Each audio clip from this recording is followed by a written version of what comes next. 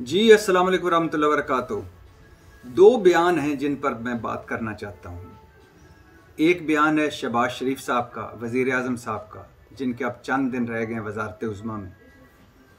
शहबाज शरीफ साहब वो खुश नसीब इंसान के जिन पर जिस दिन फ़र्द जुर्म आयद होनी थी उस दिन वो वज़ीर आज़म बन गए, और वो शहबाज शरीफ साहब जिनका अब टीटी स्कैंडल माजी का किस्सा बन गया और अब वो उस टीटी स्कैंडल से ख़ानदान समेत धड़ाधड़ बरी हो रहे हैं। और एक बयान है मरियम औरंगज़ेब साहबा का। शहबाज शरीफ साहब का बयान है कि हमने पाकिस्तान को खुशहाली की राह पर डाल दिया है और हमने रियासत बचाने के लिए अपनी सियासत कुर्बान की।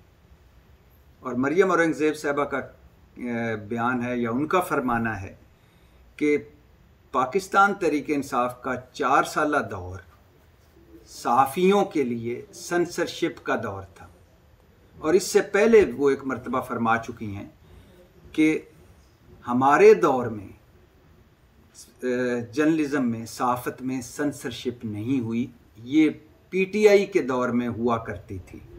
और इसके लिए उन्होंने चंद एंकर हजरात के नाम भी लिए कि फ़लाँ के ख़िलाफ़ पाकिस्तान तहरीक इंसाफ के दौर में उन फ़लाँ की किरदार कुशी हुई, फ़लाँ को जो नौकरी से निकाला, फ़लाँ पर हमला हुआ, फ़लाँ को मारा पीटा गया।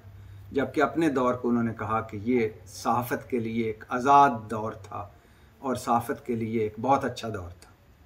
तो पहले बात कर लेते हैं शहबाज शरीफ साहब का। इस बयान के दो हिस्से हैं। हमने पाकिस्तान को खुशहाली की राह पर डाल दिया है, पहले इस पे बात कर लेते हैं।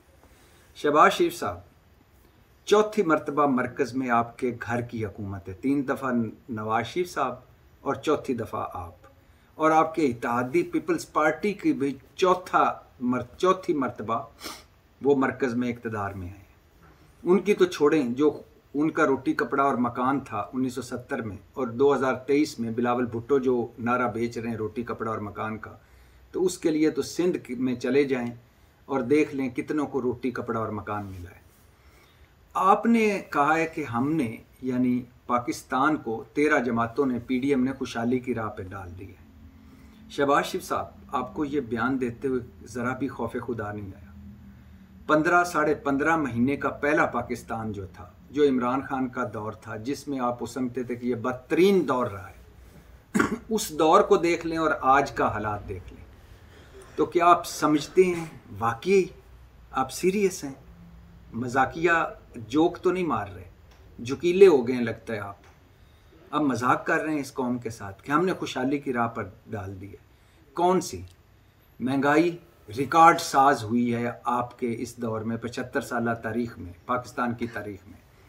बेरोज़गारी रिकॉर्ड साज, गुर्बत रिकॉर्ड साज, इसके अलावा रुपया बेकदर हुआ रिकॉर्ड साज, स्टॉक एक्सचेंज में रिकॉर्ड खसारा, इंपोर्ट एक्सपोर्ट में रिकॉर्ड खसारा, बाहर से जो ओवरसीज़ पाकिस्तानी पैसे भिजवाते थे रिकॉर्ड कमी, दोस्त ममालिकों ने जो सर्द मोरी दिखाई रिकॉर्ड है वो भी एक, ज़र मुबादला कितना कम हुआ ये भी एक रिकॉर्ड है। इसके अलावा अंदरूनी मुहाज देख लें, बैरूनी मुहाज देख लें, दाखिला पॉलिसी देख लें, खारजा पॉलिसी देख लें, लोड शेडिंग देख लें, बिजली महंगी बिजली देख लें, महंगी गैस देख लें, बिजली की लोड शेडिंग देख लें, गैस की लोड शेडिंग देख लें। और इसके अलावा आप इस 15 महीनों की गवर्नेंस परफॉर्मेंस देख लें, नवाज शरीफ साहब की तजर्बाकार टीम की कारकर्दगी देख लें, आपकी अपनी शहबाज शरीफ साहब शहबाज स्पीड और शहबाज गवर्नेंस देख लें, इसहाक डार की मईशत को संभालने की नतीजा इस 15 महीनों में देख लें जो सामने आया। क्या आप इसके बाद भी समझते हैं कि ये हमने पाकिस्तान को खुशहाली की राह में डाल दी है? क्या खुशहाली की है? आपने इन 15 महीनों में रिकॉर्ड कर्जे लिए हैं। गर्दशी कर्जा जो अंदरूनी कर्जा है वो रिकॉर्ड साज हो गया है। शरह सूद इतनी है पाकिस्तान में जितनी किसी दुनिया के किसी मुल्क में नहीं है। भारत में जो हमारा अजली दुश्मन है वहाँ मजाक उड़ाए जाते हैं आपके बयानों के। हम भिखारी हो गए हैं, मैं आटे के लिए सस्ता न हुआ कपड़े बेच दूंगा, मौलाना फूंक मारे मईशत बेहतर हो जाएगी, मैं दोस्त ममालिक के पास जाता हूँ वो समझते हैं पैसे लेने आ गया है। और इसके अलावा अजीब व गरीब आप बयान देते हैं, अजीबो गरीब आपकी गवर्नेंस रही है, अजीबो गरीब आपकी परफॉर्मेंस रही है, आवाम का कचूमर निकल गया है, कौम रुल गई है, मिडिल क्लास रुल गया है, तनख्वाहदार रुल गया है, सफ़ेद पोश रुल गया है, और जो ज़कात देने वाले थे वो ज़कात लेने पर मजबूर है और हो गए हैं, और आप कह रहे हैं हमने पाकिस्तान को खुशहाली की राह पे डाल दिया। क्या आप समझते हैं 10 महीने बाद एक IMF का स्टैंड बाई मुआहदा जो हुआ है 9 महीने का, और 2-3 दोस्त ममालिक ने आर्मी चीफ और फ़ौज की वजह से, उनकी कोशिशों से जो डॉलर आपके बैंक में रखवा दी हैं स्टेट बैंक में, उससे खुशहाली आ गई है। जो कचूमर निकला है अवाम का और जो हाल है इस वक्त मुल्क का, हम पाकिस्तान नहीं कशकोलिस्तान बन गया ये, और आप कह रहे हैं मैंने खुशहाली की राह पे डाल दी है। शहबाज शरीफ साहब इस तरह तो ना करें, हमारे चेहरों पे बेवकूफ़ लिखा हुआ है या हम समझते नहीं हैं। मेहरबानी करें, मान जाएं कि आपका ये बदतरीन दौर था, इसमें भी हो सकता है कि कोई बेहतरी आ जाए, इस मानने में ही बेहतरी हो जाए। दूसरा, आपने कहा कि हमने रियासत बचाने के लिए सियासत कुर्बान की, खेत मिट्टी आपने सियासत कुर्बान की, आपने आके नैब को ख़त्म किया, अपने करप्शन केसों को ख़त्म किया, आप अपने TT स्कैंडल से बरी हो गए, जरदारी साहब का जो है 40 अरब जाली अकाउंट्स मनी लॉन्ड्रिंग, उससे वो निकल गए ऑलमोस्ट।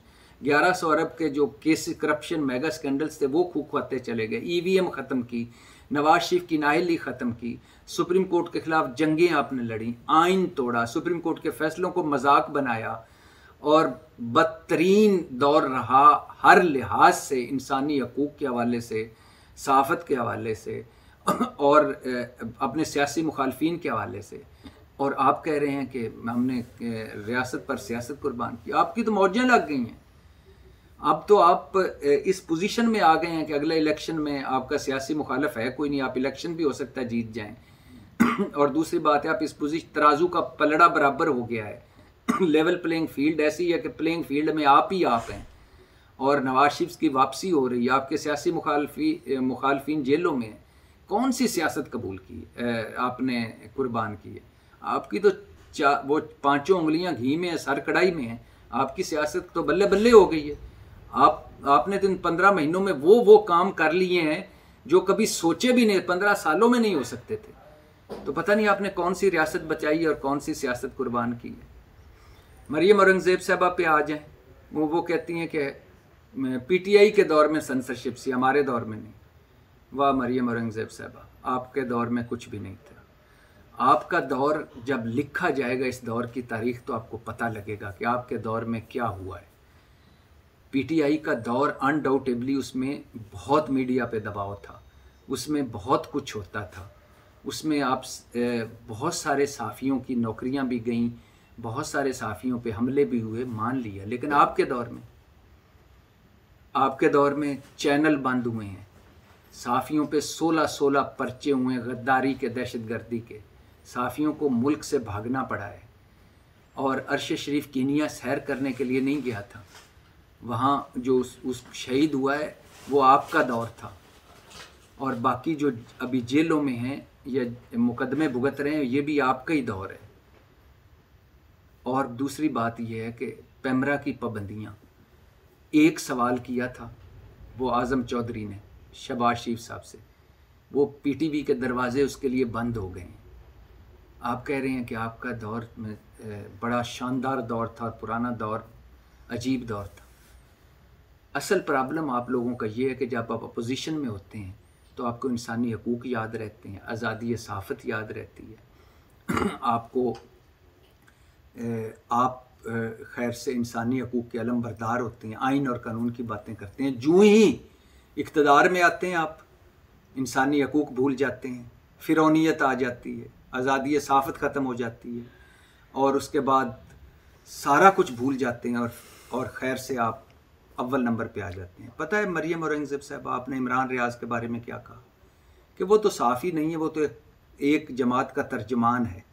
जब उन पूछा गया ना कि वो जेल में क्यों है और उस क्यों नहीं रिहा हो रहा, तो आपने कहा वो तो एक तर्जमान है, वो सहाफ़ी थोड़ा है। मरियम औरंगज़ेब साहब, अगर यही पैमाना रखा जाए, पहले तो ये बात है कि हर सहाफ़ी को ये हक़ हासिल है, वो किसी का भी वो तर्जमानी करे या जो भी करे, उसे सहाफ़त करनी चाहिए, अनडाउटेबली न्यूट्रल रहना चाहिए। लेकिन अगर वो कोई एक साइड ले रहा है या एक पार्टी के उसके नज़र में एक पार्टी का मौक़िफ़ ज़्यादा इम्पॉर्टेंट है या सही है, वो उसके साथ खड़ा है, तो वो सहाफ़त से निकल जाता है। तो आपकी तरफ से जो साफ़ी वज़ीर बनते हैं, मशीर बनते हैं, पैमरा के चेयरमैन लगते हैं, पाकिस्तान क्रिकेट बोर्ड के चेयरमैन लगते हैं, वो जो आपके हक़ में लिखते हैं, वो सारे साफ़ी हैं जो आपके ओहदेदार भी होते हैं और बाद में सहाफ़त भी करते हैं, जो PTV में चले जाते हैं, जो वजारतों में चले जाते हैं, वो साफ़ी हैं। लेकिन दूसरी तरफ अगर कोई करे या दूसरी जमात के साथ खड़ा हो, वो साफ़ी नहीं है। हम तो इनको भी साफ़ी मानते हैं कि ये जो आपकी तरफ ओहदे लेते हैं, हम तो कभी नहीं कहते कि ये साफ़ी नहीं है। तो आप अपना दौर भी देखें, आप अपना हाल भी देखें, इस 15-16 महीनों में जो आपने किया है वो भी देखें। पता नहीं बयान कैसे दे देते हैं, कैसी बात कर लेते हैं। कभी भी पाकिस्तान में कोई भी ऐसा हुक्मरान नहीं आया कि जिसके दौर को कहा जाए कि ये शानदार दौर रहा इंसानी हकूक़ के हवाले से या आज़ादी इज़हार राय के हवाले से। तो खुदा के लिए अगर आप सच नहीं बोल सकते तो झूठ भी ना बोलें, बेवकूफ़ मत बनाएं। पाकिस्तान जिंदाबाद।